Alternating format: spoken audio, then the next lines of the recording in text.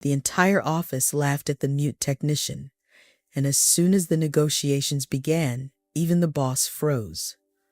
So Amelia Adamson, 20 years old, unmarried, no children, from an orphanage, said Olivia Austin, head of the HR department.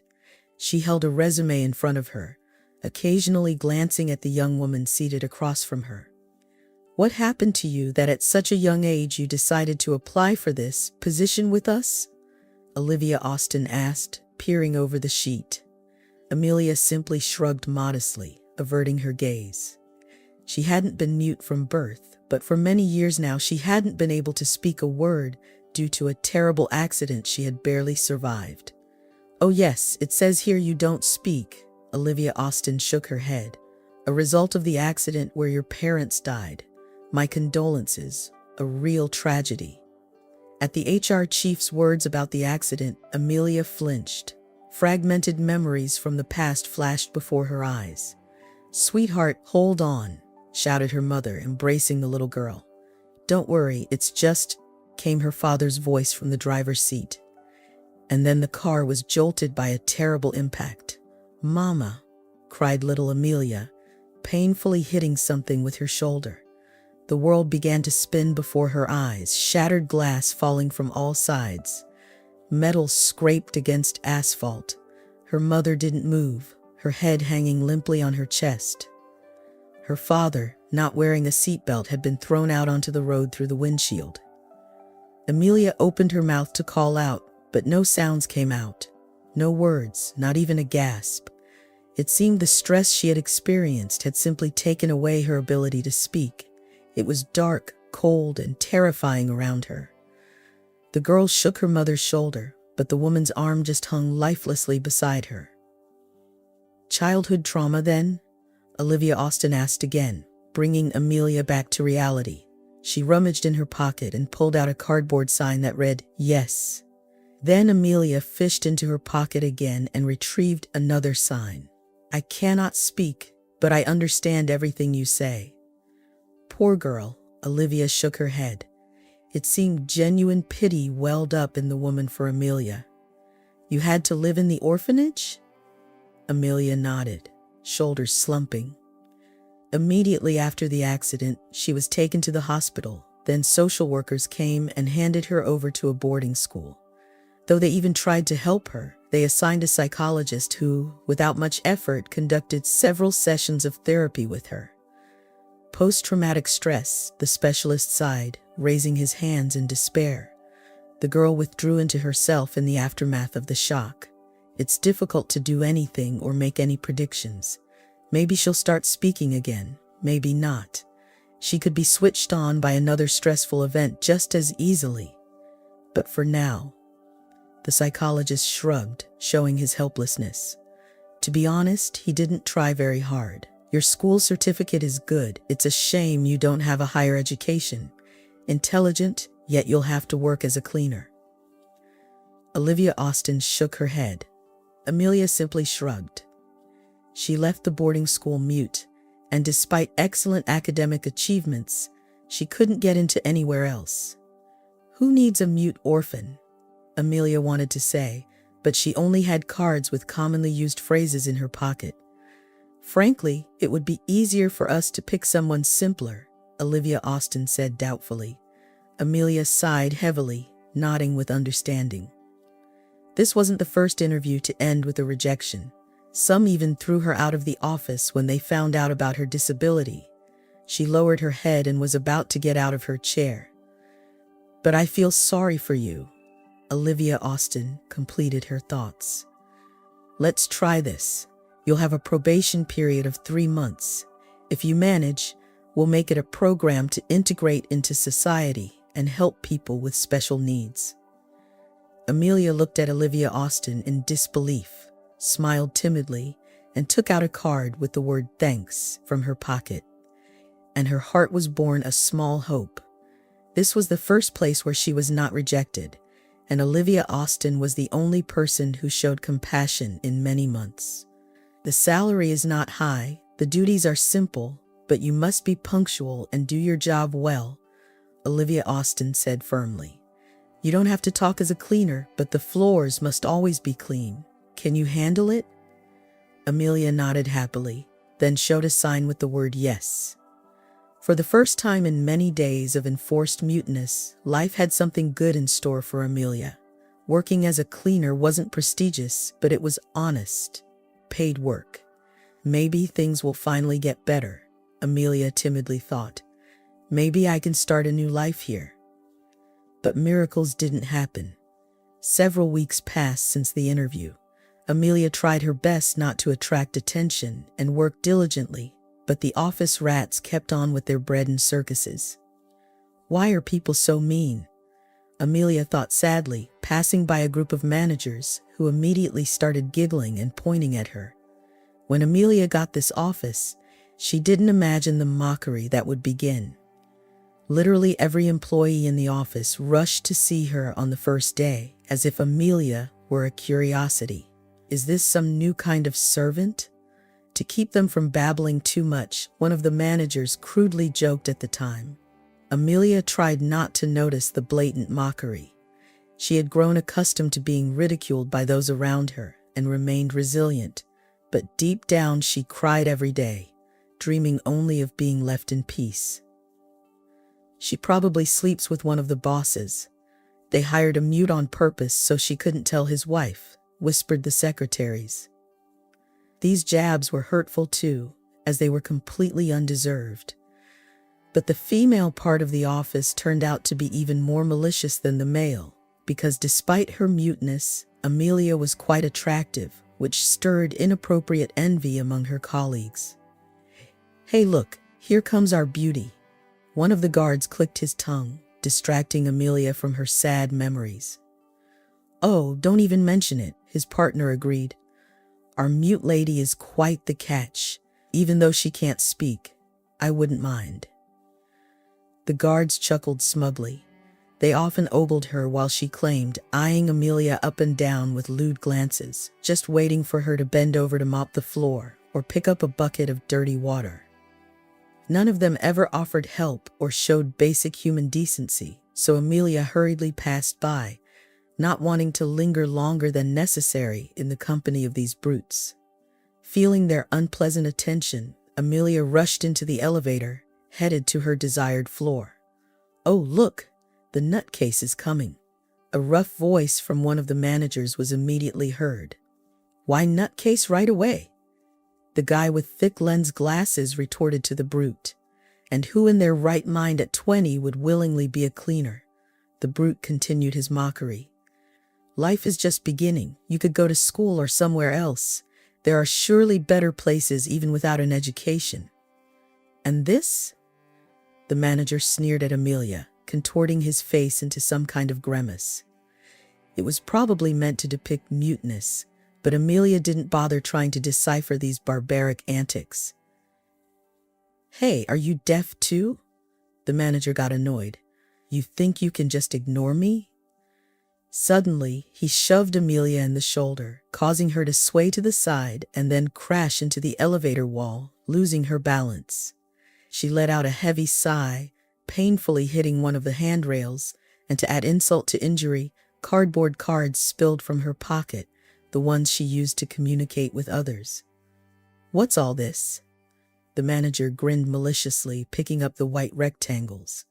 Amelia started to gather them up, but the manager pushed her away again. Thank you. Please, I can't speak, but I understand everything you say. Are you some kind of prompter? The manager laughed, showing the collected cards to the others. Amelia backed into the corner, huddling her legs close to her chest. She felt hurt, scared, and deeply offended by the undeserved onslaught of mockery that had descended upon her. What have I done to deserve this? Amelia thought bitterly, tears welling up in her eyes. Look, here's the crybaby, the brute pointed at her, the one who had taken the cards. Why are you crying? We're just joking around. With these words, he threw the cards towards Amelia, causing them to rain down on her like a paper storm. It's just like in the orphanage, every single one of them, all around. What have I done to offend them so much? Amelia felt a lingering pain spreading through her soul, infecting every cell of her body with bitter anguish. The world, like this elevator cabin, seemed a grim prison to her, where each day it brought only suffering. The managers continued to laugh, seemingly relishing her tears, and Amelia didn't know where to hide from their malicious stares. It was as if a merciless crowd had gathered around her, pelting her with cutting taunts. Their voices sounded like spiteful blows, penetrating the deepest recesses of her soul. I can't even respond, defend myself, or seek help, Amelia thought sorrowfully, always left alone with her pain and fear, imprisoned by her silence. And what's with the sobbing here? You think anyone will pity you, came the rough voice overhead. Want me to be your protector? You'll have to try hard for me to want to defend you. No voice but everything else in order for you? A new burst of laughter erupted, and Amelia's heart clenched at such cruel treatment. Tears of mute despair filled her eyes. In her heart, there was nothing left but a sense of helplessness and hopelessness. Amelia longed for liberation from these demeaning shackles of being a punching bag, yearning to feel a friendly shoulder she could lean on and share her torment. Back off from the girl, Oscar. Can't you see she's already hysterical? Suddenly came a voice from the guy in glasses. Amelia flinched.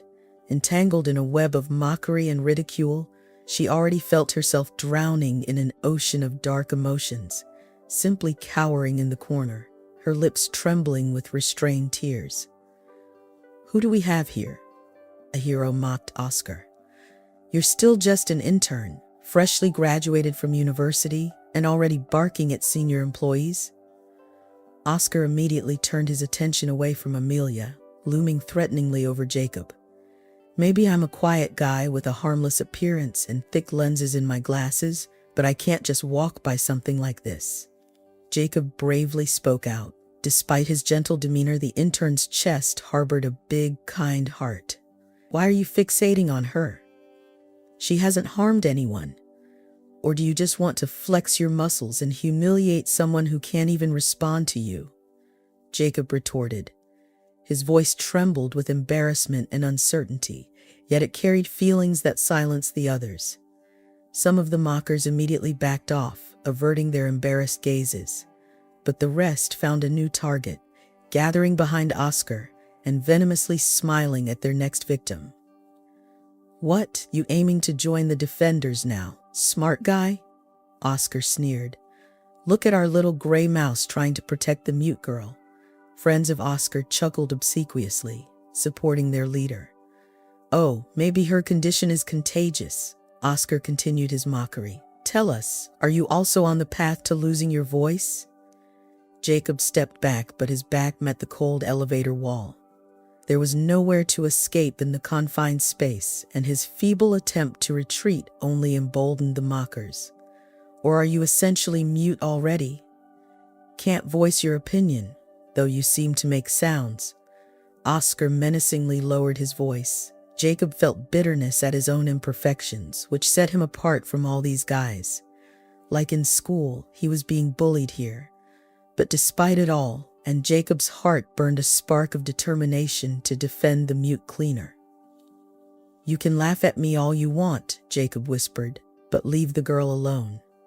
Hearing this, Amelia looked at him with mixed feelings. On one hand, she was grateful to her sudden defender for standing up for her, and on the other, she knew well that now the guy, innocent in all this, would become just as much an outcast. Bullies like Oscar really disliked such displays, and Amelia was ready to swear that the manager would never forget Jacob's attempt. Why are you silent, defender? Oscar said with a threat in his voice. I've said all I need to. Jacob breathed out, looking away. Tension hounded the elevator, so thick in the air it felt tangible. The mockers behind Oscar continued to giggle, and Jacob clenched his teeth, silently enduring their taunts. Suddenly, a melodious chime rang out. The sliding doors opened, releasing their passengers onto the floor. We'll talk more, Squirt Oscar tossed out as he exited. The other managers followed suit, casting meaningful glances at the remaining pair. So, we've become outcasts, Amelia thought sadly, gathering the cards from the floor. Don't mind them, they're just idiots, Jacob said with a trembling voice. He crouched down to help the girl pick up the cardboard rectangles. Despite everything, Amelia was grateful to Jacob, at least for trying. Perhaps in her whole life, she had never met a guy who would stand up for her against a crowd of bullies who surpassed him in strength and status. Amelia gently touched Jacob's shoulder and showed him a card from her open palm. Thank you. Several weeks passed. The encounter in that ill-fated elevator became fateful for Jacob and Amelia, intertwining their lives together. They began to spend more time together, unaware of how their initial sympathy grew into romantic feelings. I can't understand why they pick on you, Jacob said, handing Amelia a cup of coffee. You're so kind, gentle, peaceful. Can't people stand someone who's not at all like them?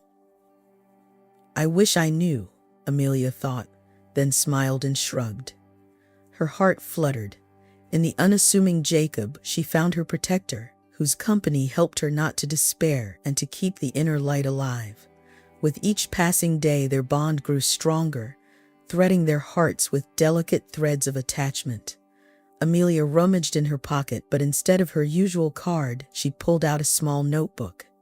You didn't have to defend me back then. Why did you decide to do it anyway? She wrote and showed the page to Jacob. I just couldn't bear to watch quietly as they hurt and mocked you. You're special. That's all there is to it. No one deserves the kind of insults they throw at you every day, Amelia wrote, sighing sadly. Believe me, I regret nothing, Jacob embraced her shoulders.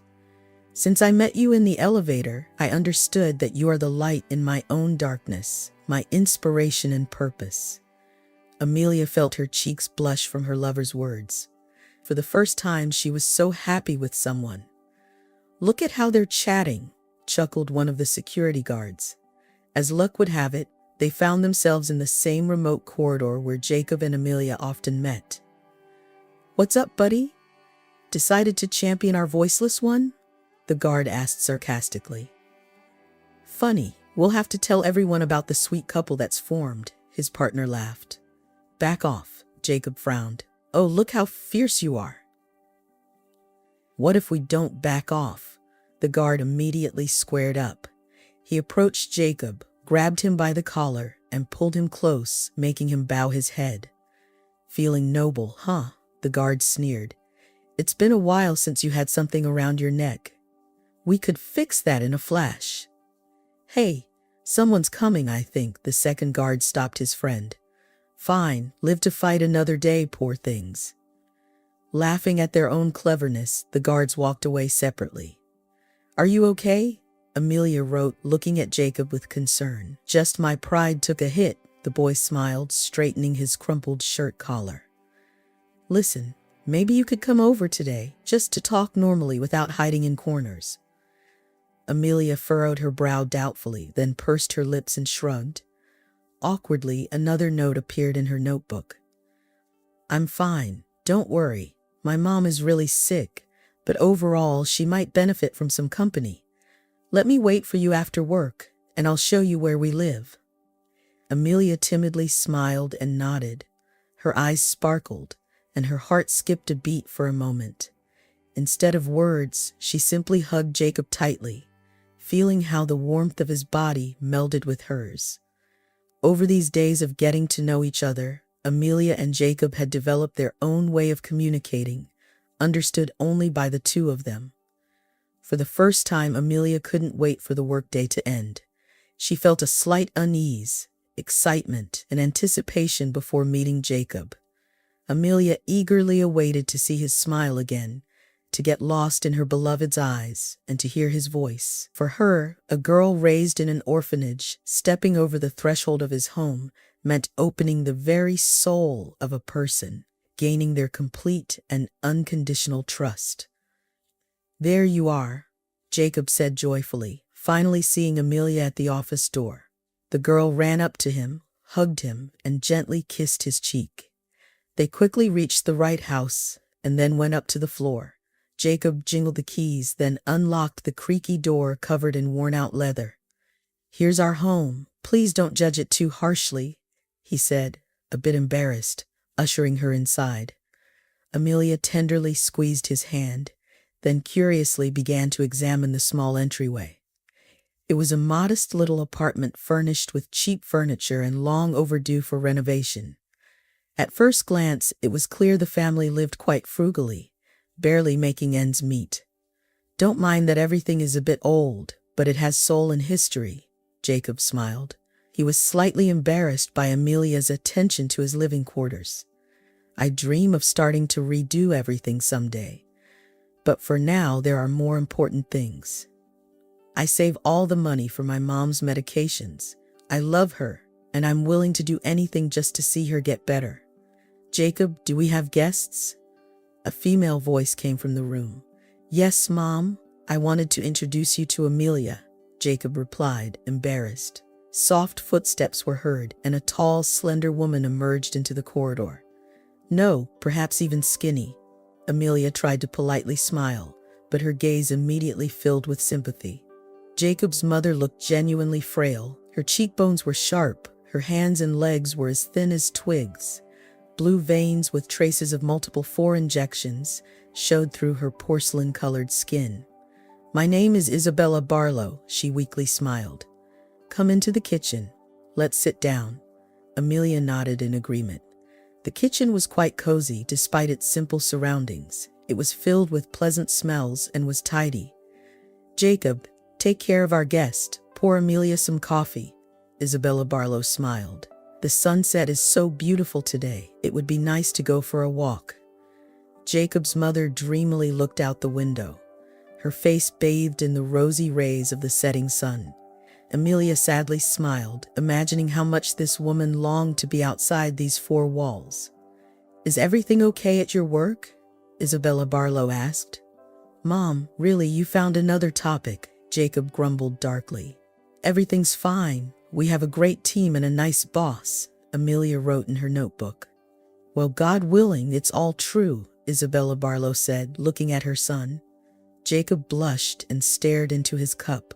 Of course, he didn't talk about the difficulties with his colleagues. But he couldn't hide from his mother's attention the bad mood he often returned home with. "It's good that you've met. Jacob seems to have changed for the better with you, Amelia," Isabella Barlow said. "Matured, perhaps." "Mom, stop it," Jacob smiled awkwardly. "Your son is a very good person and he helps me a lot," Amelia wrote in her notebook, showing it to Isabella with a smile. "Oh, kids, I hope everything works out for you," Isabella warmly said, taking Jacob and Amelia's hands. Amelia felt a warm blow in her chest from her smile. She saw for the first time such love and understanding that reigned in Jacob's home. Now she understood why her beloved had grown into such a good person. "Amelia, forgive me for asking, but Jacob mentioned you grew up in an orphanage," Isabella Barlow cautiously said.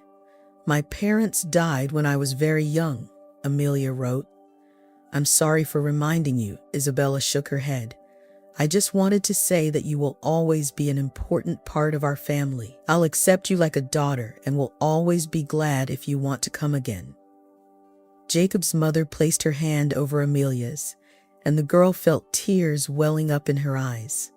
She gratefully hugged Isabella, feeling for the first time in her life complete acceptance and understanding she had never known before. They sat together for some more time, continuing their unhurried conversation about everything under the sun. Amelia didn't want to leave such a cozy home, but she had to go to work again tomorrow. "Thank you for welcoming me so warmly. I promise to visit more often," Amelia wrote in her notebook. "Thank you." "Son, walk the young lady home," Isabella smiled.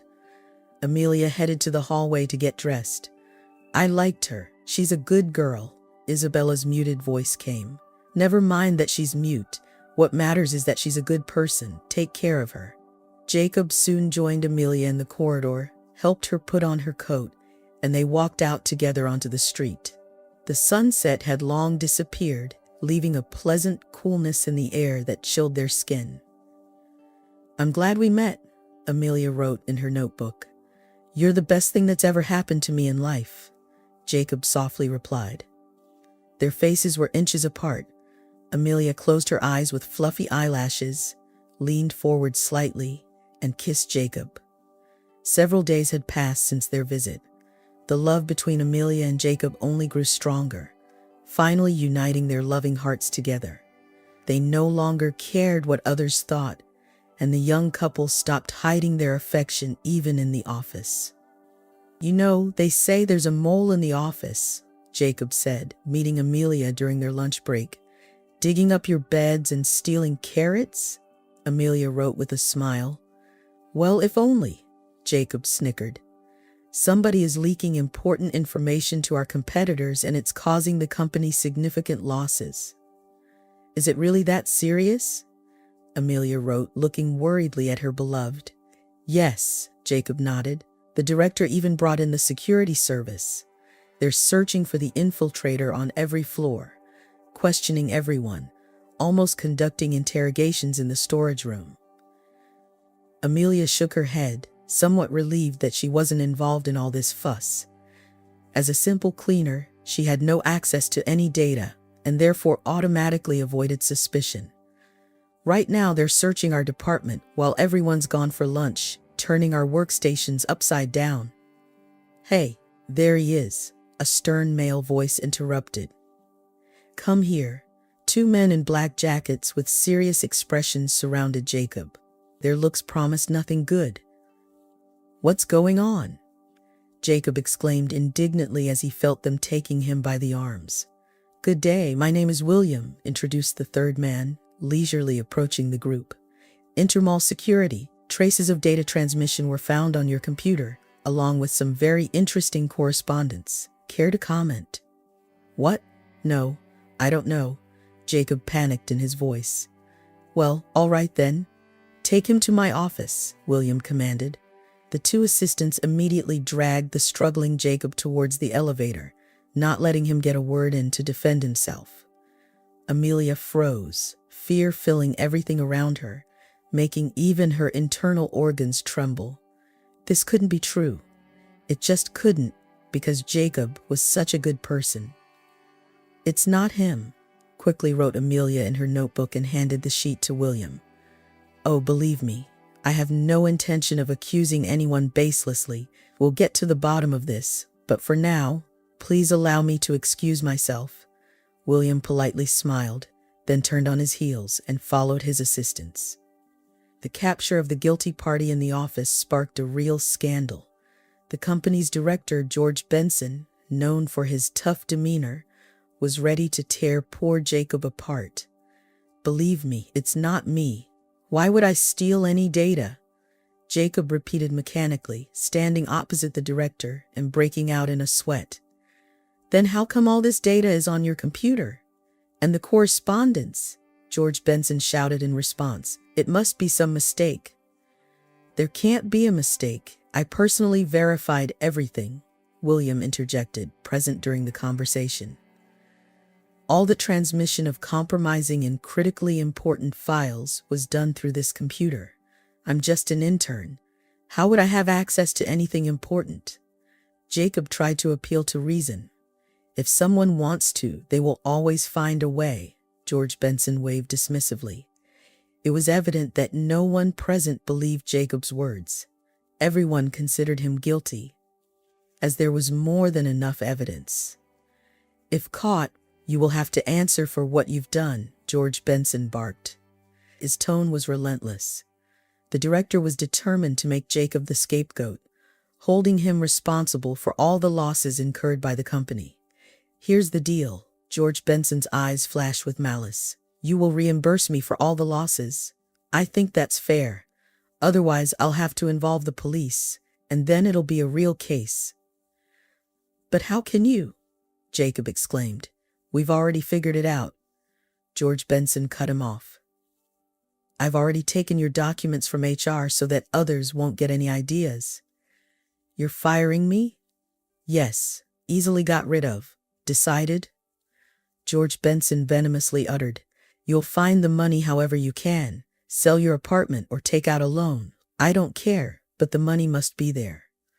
"How can this be?" Jacob tried to get up from his chair, but William's assistants held him in place, placing heavy hands on his shoulders. George Benson was within his rights. No one could tell him how to conduct his business, as he was the owner of the company.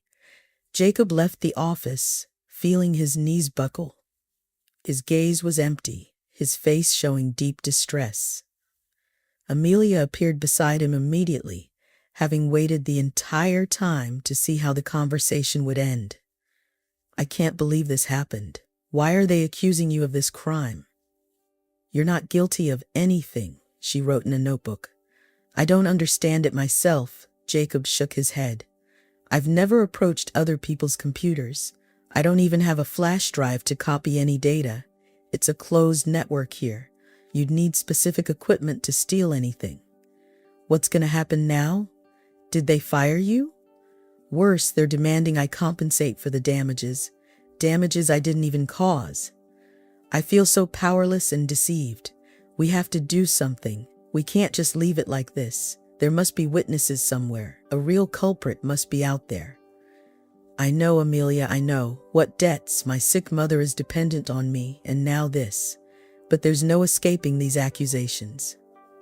William keeps insisting that the manipulations were carried out from my computer." Amelia grabbed Jacob's hands and looked into his eyes. It was as if she was saying, "Don't give up," with all her heart, wanting to encourage her beloved. Jacob weakly smiled and shrugged. "Thank you. Your support means a lot to me. I'm not giving up. I'm just in a bit of shock and completely lost. Give me some time and we'll prove my innocence together." Amelia hugged him, feeling his hands wrap around her shoulders in response. Together, they were ready to overcome any challenges. All right, don't cry," Jacob said. Amelia tried to force a smile in response to his words, but tears continued to run down her cheeks, tracing hot paths. Despite all his assurances, she had no idea how to help Jacob and could only hope that fate would be kind to them. Several days passed. The scandal gradually subsided, but the demands on Jacob did not. The boss explicitly stated that if he didn't receive his money soon, the consequences for the intern would be dire, which he definitely wouldn't be happy about. "Well, it seems like everything worked out," said some man, entering the makeshift smoking area. "Yes, everything was handled cleanly," Oscar replied, following him. "Oh, and look who's here, the mute girl." Amelia looked up at them and immediately frowned.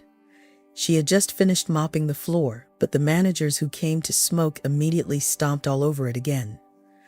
Oscar, a longtime adversary, smirked maliciously while his companion, whom Amelia didn't know, squinted suspiciously. "Maybe we should talk elsewhere."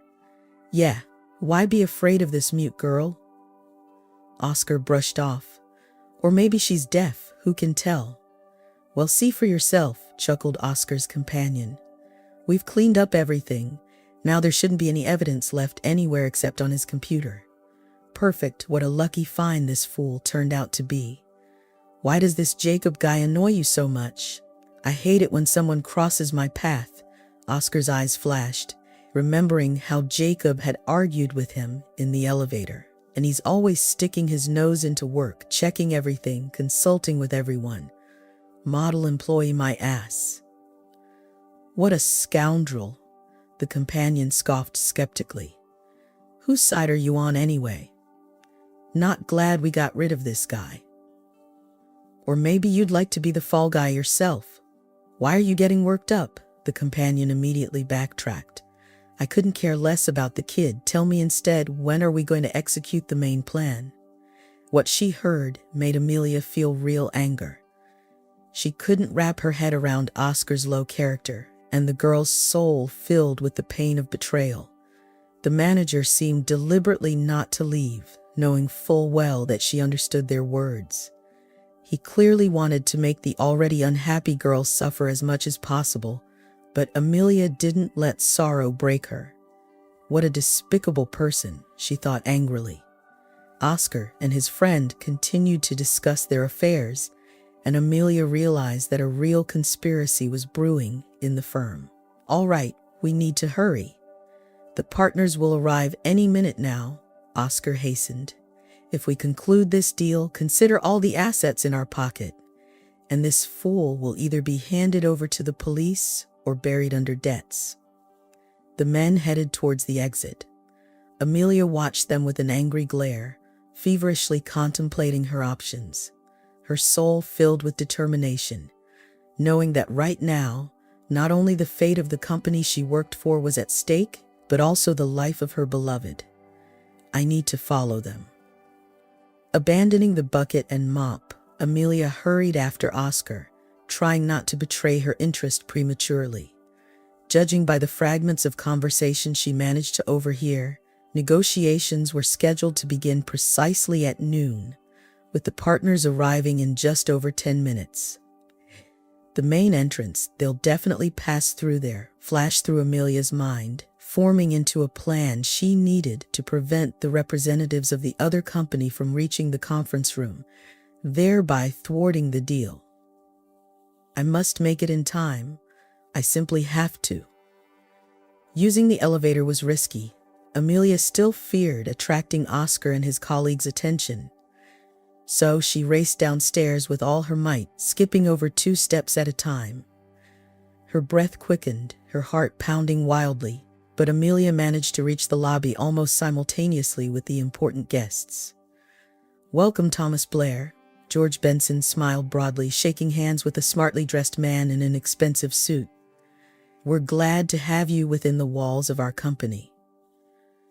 Amelia noticed with horror Oscar's smirking presence in the background of the welcoming procession, realizing that if she were to take action, it had to be now. Wait. Her voice still refused to cooperate. Amelia pushed through the managers and stood before the representatives of the other company like a silent statue. "And what's this performance you have going on?" Thomas Blair raised an eyebrow. Amelia gestured wildly with her hands, trying to convey the full spectrum of her emotions. "Oh, just sheltering a blessed one," Oscar's voice echoed from the crowd of greeters. "Don't pay any attention. It's just an experiment in adapting the feeble-minded to society." Obviously an unsuccessful experiment. Amelia flared up at such an insult, her eyes flashing with anger towards Oscar. He only smirked satanically, showing no remorse. Yes, apologies for such a strange welcome," George Benson faltered. "Let's proceed to the conference room and discuss all the details." This can't be allowed, Amelia thought desperately.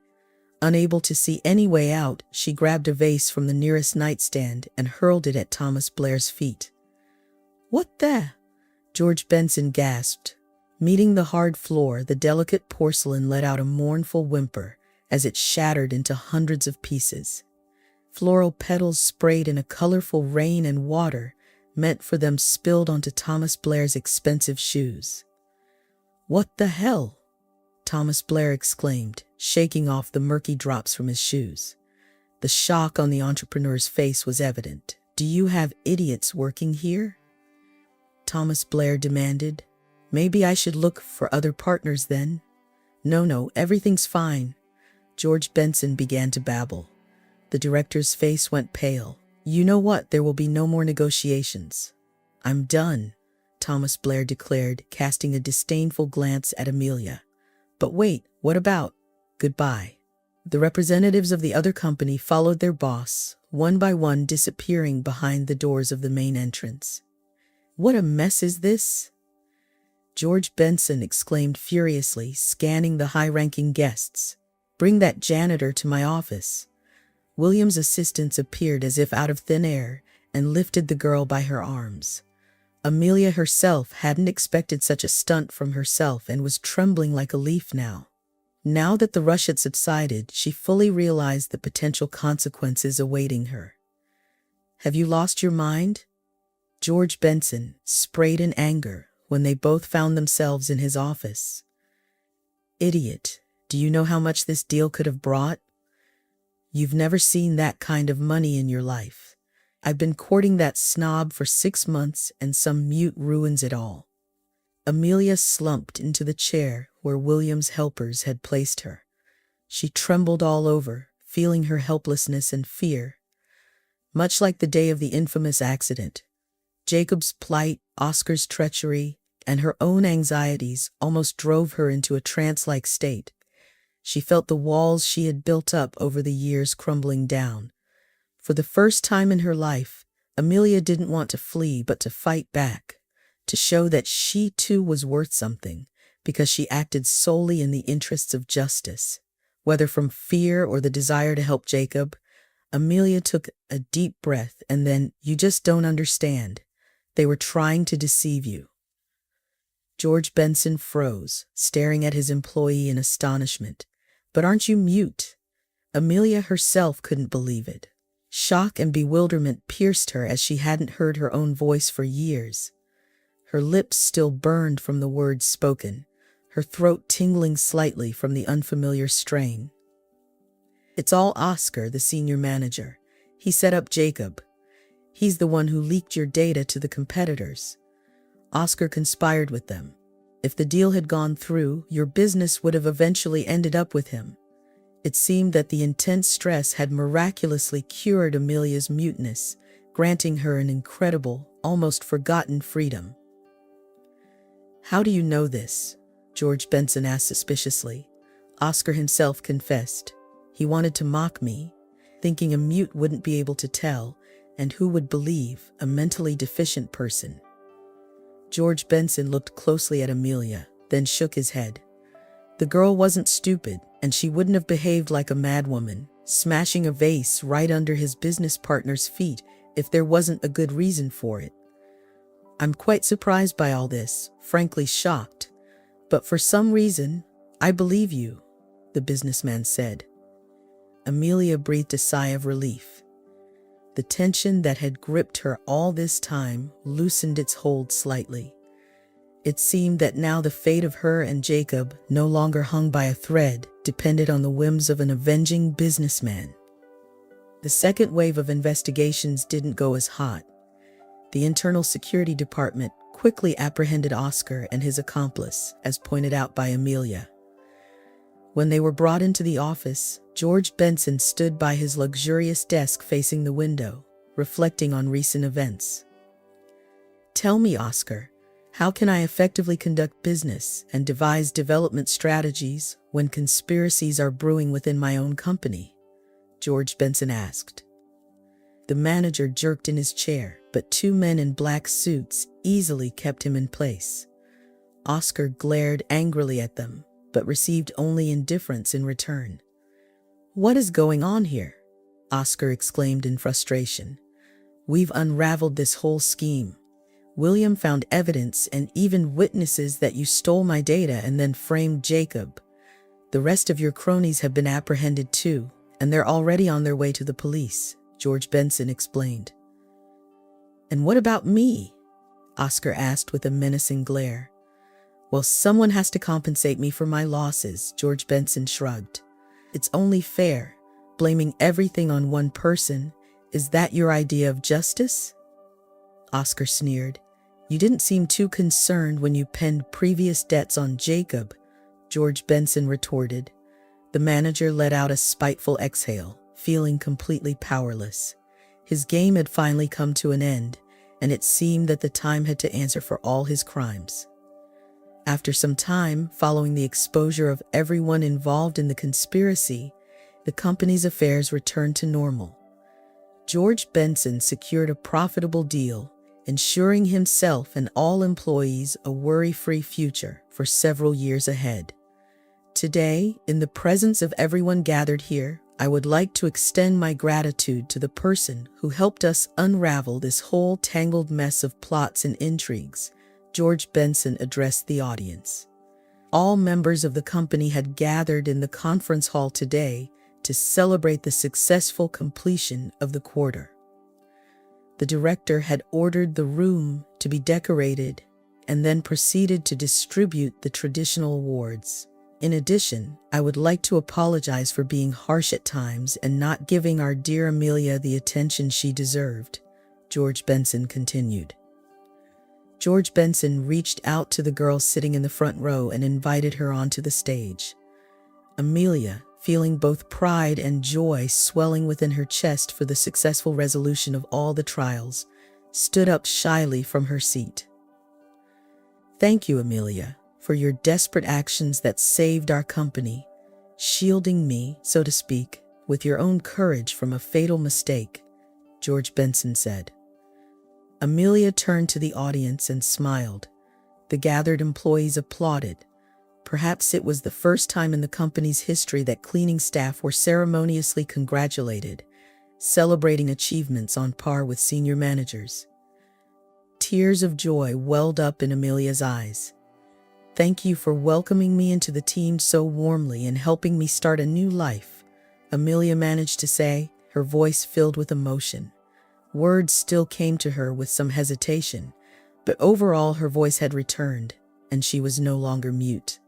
"Today we are not only presenting you with our thanks, but also a bonus," George Benson added.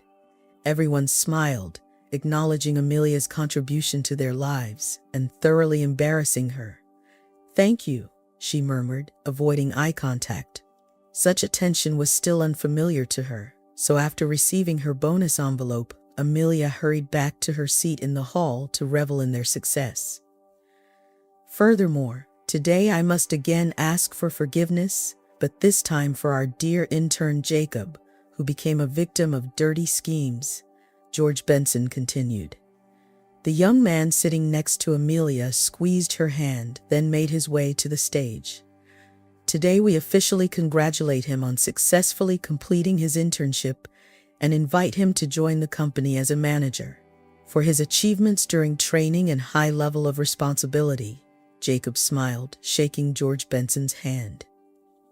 It was truly a well-deserved commendation, considering how hard he had worked to earn the trust of the team despite Oscar's manipulations tarnishing his reputation. George Benson continued to congratulate the award nominees, calling them up on stage one by one. The ceremony returned to its familiar format. "It's great that everything turned out well in the end, isn't it?" Jacob said, sitting back down next to Amelia. "Yes," she sighed. "I still can't get used to the sound of your voice." "It's just wonderful," Jacob said. "Thank you. I'm surprised every time myself." Jacob took her hand. Despite all the hardships, their love had only grown stronger. Now the young couple knew for sure that they could handle any adversity fate might throw at them around the next corner. "So, what are your plans for the future?" Jacob casually asked, slipping his free hand into his jacket pocket. "Well, you don't know yet. I've applied for distance learning at university, majoring in management. I want to get an education and then work together with you," Amelia replied. "That's fantastic news," Jacob said joyfully, then leaned in close to Amelia's ear.